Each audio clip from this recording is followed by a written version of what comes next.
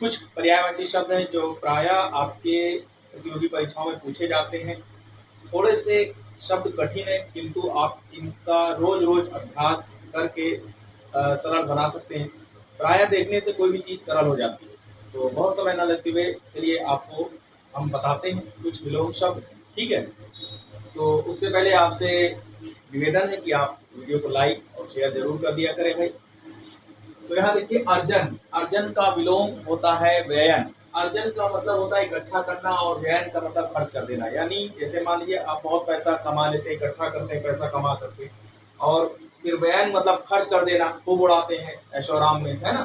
तो व्यय, अर्जन का व्ययन, ये विलोम हो गया, यानी इकट्ठा करना। इसका अर्थ होता है व्ययन का व्यय करना यानी खर्च कर देना।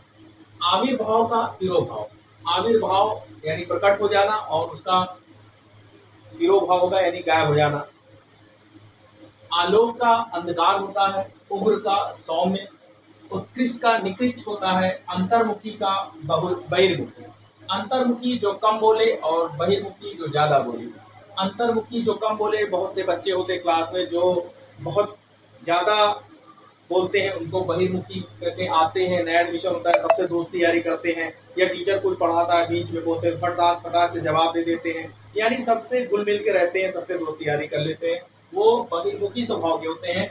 जबकि जो अंतर्मुखी स्वभाव के होते हैं वो अकेले रहना पसंद करता है, अकेले बैठ के कोने में पढ़ता है ना। तो ऐसे बच्चे को अंतर्मुखी कहते हैं, जो कम बोलता है, अकेला रहना ज्यादा पसंद करता है। अधोमुखी और उधरमुखी, अधोमुखी का विलोम उधर्वमुखी होगा। अधोमुखी का मतलब जिसका मुख नीचे की तरफ हो, और उधरमुखी जिसका मुख ऊपर की तरफ हो। यानी अधोमुखी मतलब अधो माने नीचे, यानी आपने देखा होगा सूरजमुखी का फूल ऐसे झुक जाता है, या कभी कभी कोई बड़ा सा फूल होता है वो ऐसे नीचे झुक जाता है, या पंखा नीचे झुका हुआ है तो वो अधोमुखी है। और ऊपर की तरफ है इस तरह से, तो वो जिसका मुख ऊपर की तरफ हो, ऊर्ध्वमुखी। ठीक। और अधोगामी, अधोगामी का ऊर्ध्वगामी होगा विलोम। अधोगामी यानी नीचे जाने वाला, और ऊर्ध्वगामी ऊपर जाने वाला। अधो माना नीचे, गामी मतलब गमन करने वाला, नीचे जाने वाला। जैसे नदियां ऊपर से नीचे की ओर बहती हैं यानी जाती हैं, तो ये क्या हो गया, अधोगामी। और उधर माने होता है ऊपर की तरफ, यानी गामी माने गमन करने वाला यानी जाने वाला।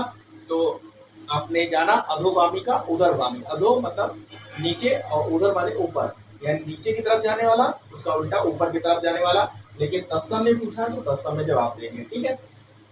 उसके बाद अंतर्द्वंद का बहिर्द्वंद होता है। अंतर्द्वंद यानी मन के भीतर का झगड़ा, अपने आप में संघर्ष, और बहिर्द्वंद बाहर का झगड़ा, दूसरों से संघर्ष। यानी अंतर्द्वंद आपके मन में तरह तरह के विचार आते हैं, आप टेंशन में हो जाते हैं, है ना। मन करता है, आपकी एज हो गई है, हमारी एज हो गई आपकी, कि पढ़ें, कि नौकरी की तैयारी करें, कि पैसा कमाएं, परिवार देखें, घर चलाएं, तमाम चीजें आपके दिमाग में आती हैं। तो इसे ही कहेंगे अंतर्द्वंद, यानी मन के भीतर चलने वाला झगड़ा। और बहिर्द्वंद जब किसी दूसरे से संघर्ष हो, किसी दूसरे से झगड़ा हो, या किसी दूसरे देश से झगड़ा हो, एक देश से दूसरे देश से, या एक समाज के लोग से दूसरे समाज। ठीक है, तो वहां पर बहिर्द्वंद होगा। तो इसका विलोम अंतर्द्वंद का बहिर्द्वंद। ठीक।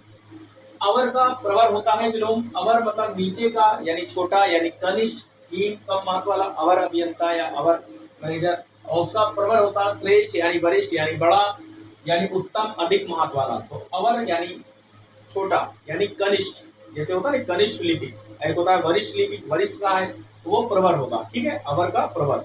जिस भाषा में शब्द होगा उसी भाषा का शब्द में ही हमें उत्तर देना होगा। ठीक। अगर कनिष्ठ पूछेगा तो उसका वरिष्ठ बताएंगे, छोटा पूछेगा तो बड़ा बताएंगे। ठीक है। आदृत का अनादृत होता है। आदृत का मतलब होता है सम्मानित, और अनादृत का होता है अपमानित। यानी जैसे मान लीजिए हमने कोई अच्छा कार्य किया तो मुझे सम्मान मिला, और कभी कभी ऐसा होता है कि भीड़ में कोई अच्छा काम करता है लेकिन उस सम्मान से वंचित रह जाता है, उसको वो सम्मान नहीं मिल पाता, तो कहा जाता है कि फला शख्स उस सम्मान से अनादरित रह गया, यानी अपमानित रह गया, यानी वंचित रह गया, उसको वो सम्मान नहीं मिल पाया जिसका वो हकदार था। तो आदृत का अनादृत आप समझ गए होंगे। आवृत का अनावृत। आवृत माने होता है ढका हुआ, अनावृत माने खुला हुआ। ठीक है, जैसे खुला हुआ का मतलब आसमान जैसे बादलों से खुला हुआ है, वो कभी बादल ढक लेता है, इस तरह से। तो आवृत माने ढका हुआ, बादल कभी इस तरह से ढक लेता है कि सूरज नहीं नजर आता, चांद नहीं नजर आता है ना, तो ढका हुआ। और अनावृत यानी खुला हुआ। और आवर्तक का अनावर्तक होता है। आवर्तक यानी बार बार होने वाला, अनावर्तक जो दोहराया ना जाए, रिपीट ना हो। इप्सित का अनिप्सित, इप्सित यानी चाहा हुआ, वांछित यानी मनचाहा, इच्छित फल। और इसी का विलोम अनिप्सित होगा, यानी अनिश्चित, अवांछित, ना चाहा हुआ। तो अगर आपसे इच्छित का पूछे तो अनिश्चित आप लगाइएगा, वांछित पूछे तो अवांछित उसी भाषा में जवाब दीजिएगा, और अनिप्सित पूछे तो अनिप्सित लगाइएगा। नहीं तो आप गलत कर देंगे। इप्सित का मतलब आप इच्छित जान ले और ऑप्शन में अनिश्चित दे दे तो आप अनिश्चित कर देंगे। नहीं, इप्सित पूछा है तो अनिप्सित में ही देंगे। हमने बताया भी है कई बार आपसे कि विलोम शब्द में जिस भाषा में पूछे उसी में हमें जवाब देना। तत्सम में पूछे तो तत्सम में, तद्भव में पूछे तो तद्भव में, संज्ञा में पूछे तो संज्ञा में, विशेषण में पूछे तो विशेषण में, सर्वनाम में पूछे तो सर्वनाम में। ठीक है, तो क्लास कैसी लगी दोस्तों, आप हमें कमेंट में जरूर बताएं। और बार बार मैं आपसे निवेदन करता हूं कि आप वीडियो को हमारी दूसरे लोगों तक पहुंचाएं। जो बच्चे तैयारी कर रहे हैं प्रतियोगी परीक्षाओं की, या जो नहीं भी कर रहे हैं, एकेडमिक वाले बच्चे हैं, उनकी हिंदी बहुत कमजोर है, वो हमारी छोटी छोटी वीडियो देख करके अपनी हिंदी सुधार सकते हैं। तो धन्यवाद वीडियो देखने के लिए। जय हिंद।